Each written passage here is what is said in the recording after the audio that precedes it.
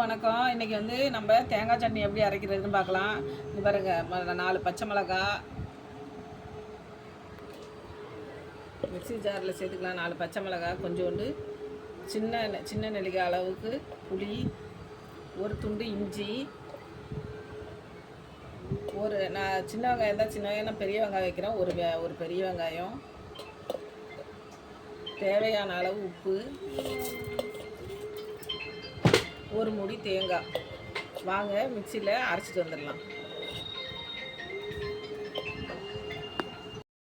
இப்போ இந்த சட்னி தாளிப்பு போட்டுக்கலாம்.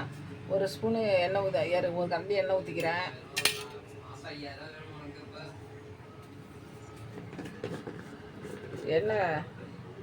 எண்ணெய் காய்ச்சிட்டு தாளிப்புக்கு கடுகு கொஞ்சம் போட்டுக்கிறேன்.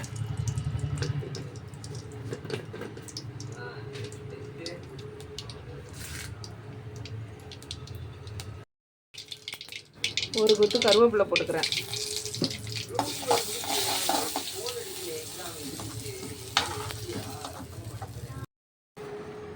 தாளிச்சதை இதில் ஊற்றிக்கலாம்.